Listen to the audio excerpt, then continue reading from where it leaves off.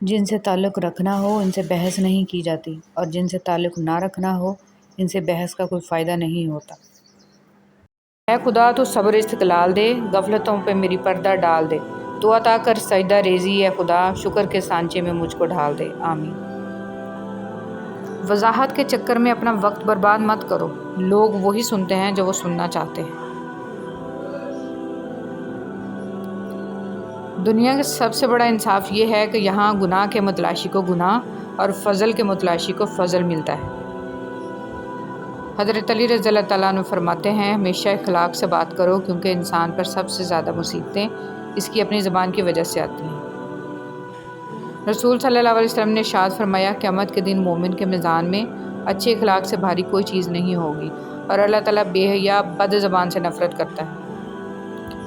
رسول صلی اللہ علیہ وسلم نے فرمایا، اللہ سبحانہ و تعالیٰ فرماتا ہے، آدم کے بیٹے میری عبادت کے لیے فارغ ہو جا، میں تیرا سینہ قناعت سے بھر دوں گا اور تیرے فقر کو دور کر دوں گا۔ اگر تو نے ایسا نہ کیا تو میں تیرے سینے کو مصروفیت سے بھر دوں گا اور تیرے فقر دور نہیں کروں گا۔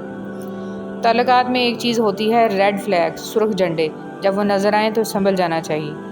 رسول صلی اللہ علیہ وسلم نے ارشاد فرمایا، ماں کی دعا اولاد کے حق میں بہت تیزی سے قبول ہوتی ہے۔ دو چیزیں ایسی ہیں جس میں کسی کا کچھ نہیں جاتا، ایک مسکراہٹ اور دوسری دعا، ہمیشہ بانٹتے رہیں۔ رسول صلی اللہ علیہ وسلم کہا کرتے تھے، اے اللہ مجھے بری عادتوں، برے کاموں، بری خواہشوں اور بری بیماریوں سے بچا۔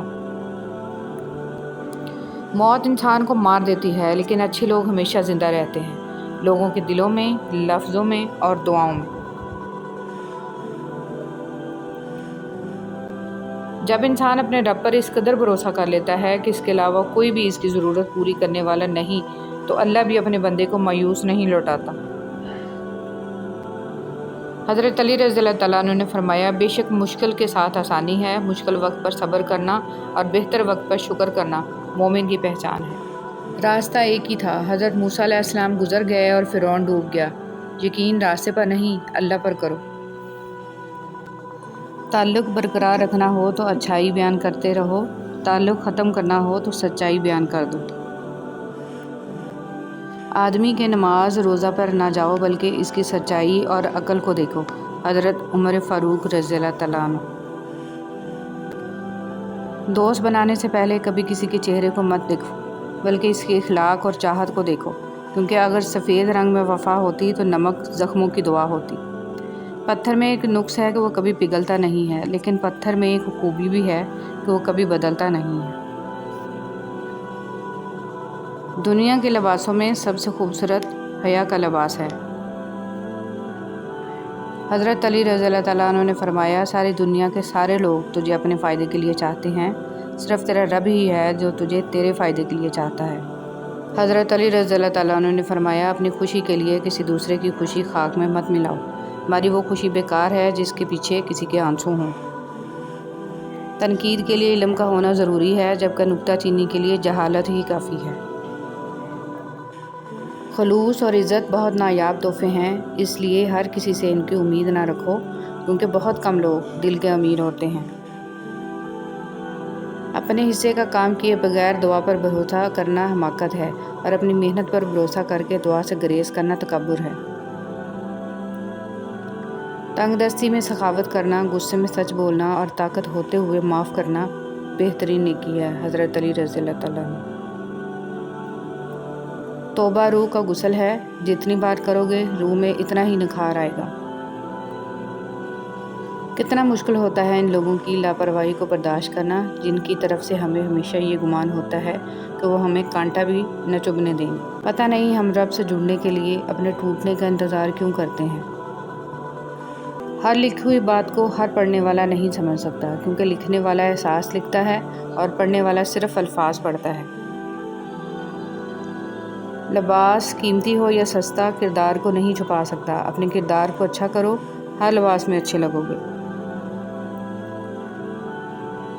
دوسروں کی اولاد کو نصیحت کرنے والوں کی اپنی اولاد ان کے قابو میں نہیں ہوتی۔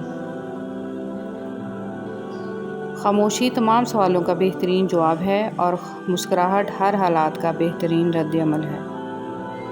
کچھ لوگوں کے ساتھ خون کا رشتہ بھی نہیں ہوتا مگر اپنوں والی خوشبو آتی ہے۔ دراصل رشتے خون کے نہیں احساس کے ہوتے ہیں۔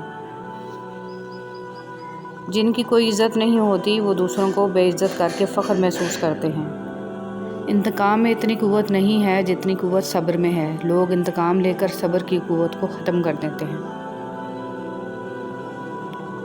اے ہمارے رب، اپنے کلام قرآن مجید کے ساتھ ہمیں ایسا والہانہ تعلق نصیب فرما کہ دنیا میں یہ ہماری پہچان بن جائے، قبر کی وحشت و تنہائی میں ہمیں مانوس کرے اور قیامت والے دن ہمیں سایہ دے اور سفارش کرے اور جنت میں داخل کروا دے۔